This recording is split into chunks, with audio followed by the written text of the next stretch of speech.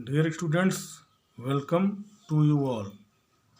Today I am going to discuss about a new chapter, application of derivatives.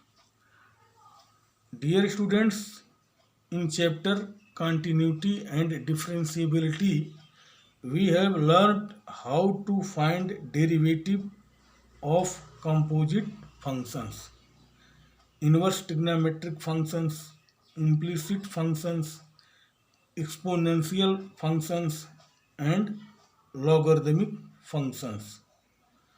In this chapter, we will study applications of the derivative in various disciplines.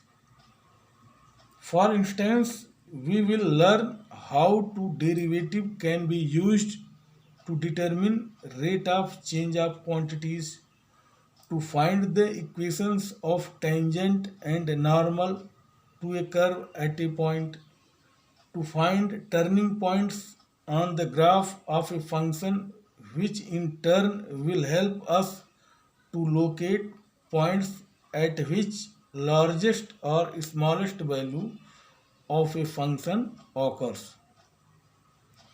We will also use derivative to find intervals on which a function is increasing or decreasing. Finally, we use the derivative to find approximate value of certain quantities. Now, first we discuss derivative as a rate measure. Rate of change of quantities.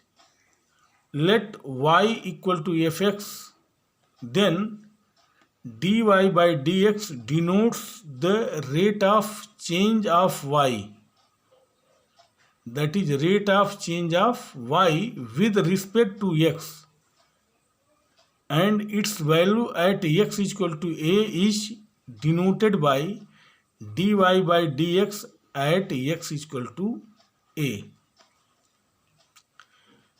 Here if x is equal to ft, y is equal to gt, then by chain rule we have dy by dx equal to dy by dt by dx by dt, and this can be written as dy by dt into dt by dx. Now we discuss about the solution of a question of exercise 6.1 from NCERT. Question number 14. Sand is pouring from a pipe at the rate of 12 centimeter cube per second. The falling sand forms a cone on the ground in such a way that the height of the cone is always 1/6 of the radius of the base. How fast is the height of the sand cone increasing when the height is 4 centimeter? To find the solution, at any instant t, let r be the radius, h is the height, and v is the volume of the cone. According to question here, height of the cone is always 1/6 of the radius. So h is equal to r by 6, and this is implied that r equal to 6h. And what is the volume of a cone? Already we know v is equal to 1 by 3 pi r square h. And this is equal to 1 by 3 pi. Here r is equal to 6h. Putting these values here, we get 12 pi h cube. Now v is equal to 12 pi h cube. And we differentiate here v with respect to t. With respect to t, we get dy by dt equal to dy by dh into dh by dt using chain rule. and this is implies that 12 equal to, here already you have given the rate of 12 centimeter cube per second. Here you have given, we already here 12, that is dy by dt already you have given 12 equal to d by dh of 12 pi h cube into dh by dt. Here dy by dh means d by dh into v already 12 pi h cube. So d by dh of 12 pi h cube into dh by dt. And we solve this here, we get dh by dt equal to 1 by 3 pi h square.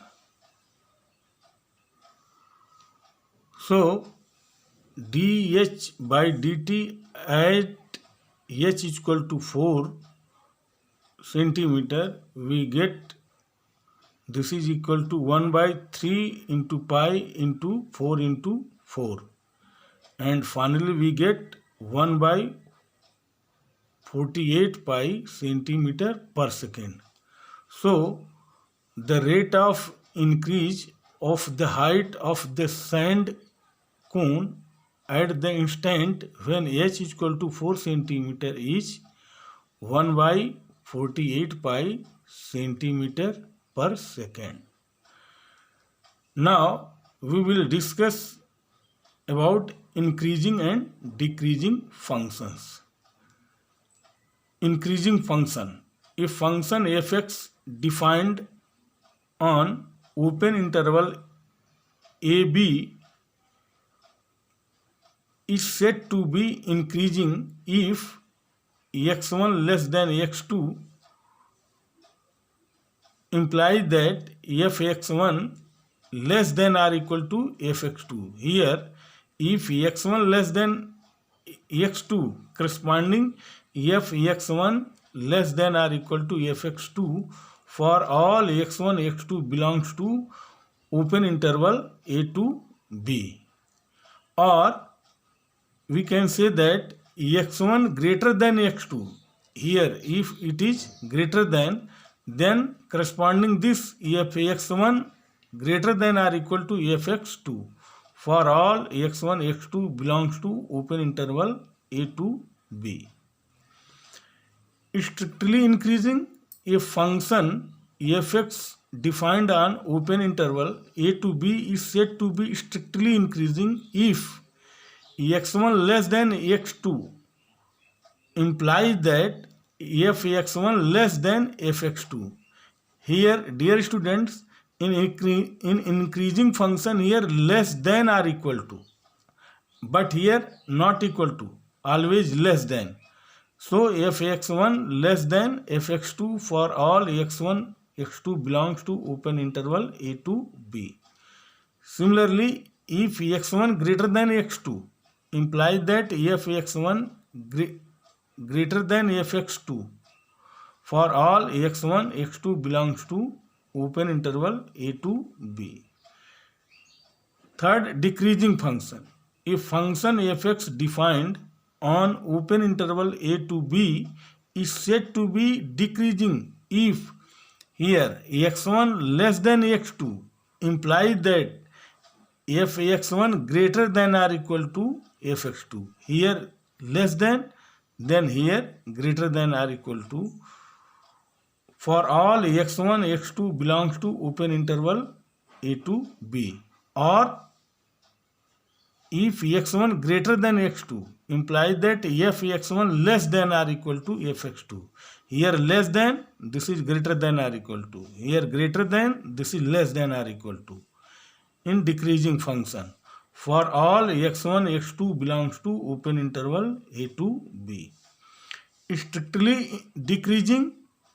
A function fx defined on open interval a to b is said to be strictly decreasing if x1 less than x2 implies that fx1 greater than fx2 for all x1 x2 belongs to open interval a to b, or x1 greater than x2 implies that fx1 less than fx2 for all x1 x2 belongs to open interval a to b. For graphical representation of such functions, we can see from figure 1. Here, this is increasing function. Here, this is strictly increasing function. Here, this is decreasing function. Here, strictly decreasing function. And this is neither increasing nor decreasing function. Now we discuss the first derivative test for increasing and decreasing function. First we discuss mean value theorem because it is used in the theorem here. Let f be a real function such that fx is continuous on closed interval a to b. Second, fx is differentiable on open interval a to b.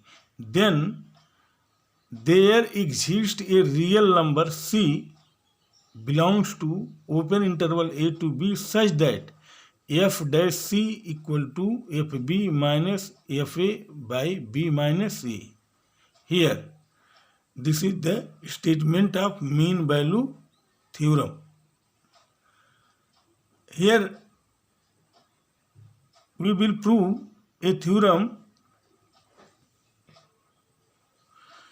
Let f be continuous on closed interval ab and differentiable on the open interval a to b, then f in increasing in closed interval a to b if f dash x greater than 0 for each x belongs to open interval a to b. B, f is decreasing in closed interval a to b if f dash x less than 0 for each x belongs to ab. C, f is a constant function in closed interval ab if f dash x equal to 0 for each x belongs to open interval a to b. Here we prove first part. Let x1 x2 belongs to closed interval a to b such that x1 less than x2. Here x1 less than x2. Then by mean value theorem there exists a point c between x1 and x2 such that f dash c equal to fx2 minus fx1 by x1 x2 minus x1 from here. This is implied that by cross multiplying f dash c x2 into x2 minus x1 equal to fx2 minus fx1. This is also called f of x1 and here f of x2 minus f of x1. This is implied that fx2 minus fx1 equal to f dash c x2 minus x1. And this is implied that fx2 minus fx1 greater than 0. Why? Because as f dash c greater than 0, it is already given. That is, on the basis of this here, we can say that fx2 greater than fx1. Thus, we have x1 less than x2 here, x1 less than x2, and this is implied that fx1 less than fx2. Here fx2 greater than fx1. Meaning of that is fx1 less than fx2 for all x1, x2 belongs to closed interval a to b. Hence, f is an increasing function in closed interval a to b. Dear students, similarly, the proofs of part B and C can be done.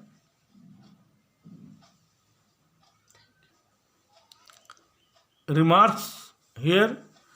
First, f is strictly increasing in open interval a to b if f dash x greater than 0 for each x belongs to open interval a to b. F is strictly decreasing in open interval a to b if f dash x less than 0 for each x belongs to open interval a to b. Third, a function will be increasing or decreasing in R if it is so in every interval of R.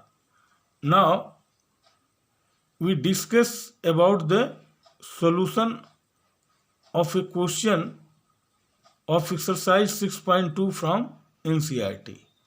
Question number 9. Prove that y equal to 4 sin theta by 2 plus cos theta minus theta is an increasing function of theta in closed interval 0 to pi by 2. To find the solution here, let y equal to, y already given, y equal to 4 sin theta by 2 plus cos theta minus theta. Here we differentiate y with respect to theta, and for this we use quotient rule, that is denominator into d by d theta of numerator.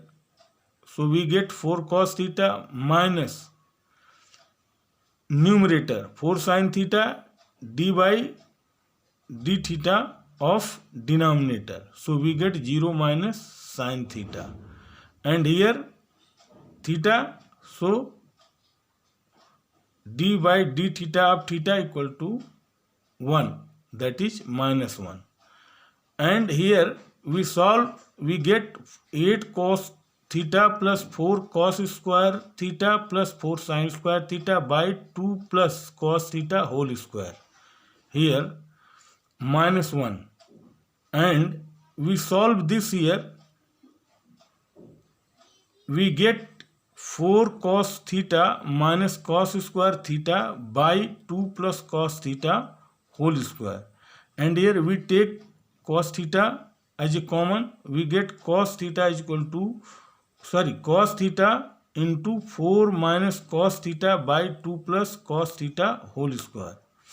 Dear students, here 4 minus cos theta and 2 plus cos theta whole square are always positive, as theta belongs to open interval 0 to pi by 2. Here this is open interval. Here 4 minus cos theta and 2 plus cos theta whole square will be positive. So we can say that here dy by d theta greater than 0. Here this is positive, so we get this is greater than 0, and this is implied that y is increasing in closed interval 0 to pi by 2. Dear students, remaining questions of exercise 6.1 and 6.2 are homework. Thank you.